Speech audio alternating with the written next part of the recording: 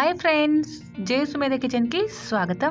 ఈరోజు నేను మనకి ఇంట్లో మిగిలిపోయిన ఇడ్లీ పిండి ఉంటుంది కదా, వాటితో పునుగులు ఏ విధంగా ప్రిపేర్ చేయాలో చెప్తున్నాను. ముందుగా మన ఛానల్ని ఫస్ట్ టైం ఎవరైనా చూస్తుంటే సబ్స్క్రైబ్ చేయండి, పక్కనే ఉన్న బెల్ సింబల్ని ప్రెస్ చేయండి. నేను పెట్టే ప్రతి వీడియో మీకు నోటిఫికేషన్ వస్తుంది.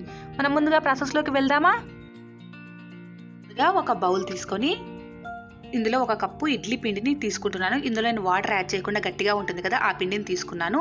ఈ పిండి 2 రోజుల తర్వాత కాస్త పులిసినట్లు అనిపిస్తుంది కదా, ఆ పిండి అయితే కరెక్ట్గా సరిపోతుంది.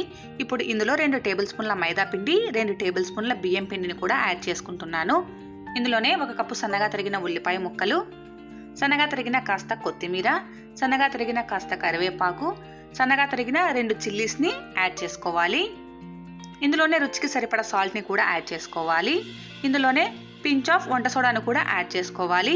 యాడ్ చేసుకుని ఇవంతా బాగా కలిసేలాగా ఒకసారి మిక్స్ చేసుకోవాలి. ఇందులో వాటర్ అనేది అసలు యాడ్ చేయకూడదు. ఇడ్లీ పిండి కాస్త తడిగా ఉంటుంది కదా, ఆ తడే సరిపోతుంది. మీకు సరిపోలేదు అనుకుంటే 1 టేబుల్ స్పూన్ వాటర్ని యాడ్ చేసుకుని బాగా మిక్స్ చేసుకోవాలి.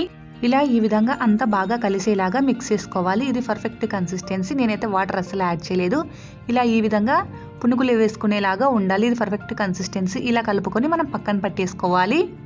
పునుగులని ఫ్రై చేసుకోవడానికి స్టవ్ పైన ఆయిల్ పెట్టుకుని బాగా హీట్ చేసుకోవాలి. ఆయిల్ హీట్ అయిన తర్వాత స్టవ్ అనేది మీడియం ఫ్లేమ్లోకి టర్న్ చేసుకుని మనం ముందుగా ప్రిపేర్ చేసుకున్న బ్యాటర్ని ఇలా పునుగుల్లాగా యాడ్ చేసుకోవాలి. స్టవ్ అనేది మీడియం ఫ్లేమ్లో పెట్టుకుని మనం కాల్చుకోవాలి. లో ఫ్లేమ్లో పెట్టామనుకోండి ఆయిల్ ఎక్కువగా పీల్చేస్తాయి. హై ఫ్లేమ్లో పెడితే సరిగ్గా కాలవు. అందుకనేసి మీడియం ఫ్లేమ్లోనే మనం బాగా ఫ్రై చేసుకోవాలి. ఇలా ఆయిల్లో సరిపడినంత పునుగుల్ని యాడ్ చేసుకొని మనం బాగా ఫ్రై చేసుకోవాలి. ఈ పునుగులు ఒక సైడు బాగా కాలిన తర్వాత ఈ పునుగుల్ని రెండో సైడ్కి కూడా టర్న్ చేసుకొని బాగా క్రిస్పీగా గోల్డెన్ కలర్ వచ్చే వరకు మనం ఫ్రై చేసుకోవాలి. అలా గోల్డెన్ కలర్ వచ్చి క్రిస్పీగా తయారైతేనే టేస్ట్ బాగుంటాయి. ఈ పునుగులు ఇలా గోల్డెన్ కలర్ వచ్చి క్రిస్పీగా తయారైన తర్వాత ఈ పునుగుల్ని ఒక టిష్యూ ఉన్న ప్లేట్లోకి ట్రాన్స్ఫర్ చేసుకోవాలి. ఏమైనా ఎక్స్ట్రా ఆయిల్ ఉంటే ఆ టిష్యూ తీసేసుకుంటుంది. ఇందులో బియ్యం పిండి యాడ్ చేయడం వల్ల ఈ పునుగులు ఆయిల్ని ఎక్కువగా పీల్చవు.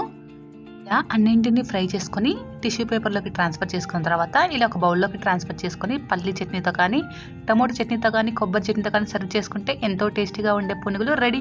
మీరు ట్రై చేయండి. ఎలా వచ్చిందో నాకు కామెంట్ చేయండి. మీకు నచ్చితే కంపల్సరీగా లైక్ చేయండి. మీ ఫ్రెండ్స్తో రిలేటివ్స్తో షేర్ చేయండి. నా ఛానల్ని సబ్స్క్రైబ్ చేసుకోండి. Please subscribe my channel. Thank you.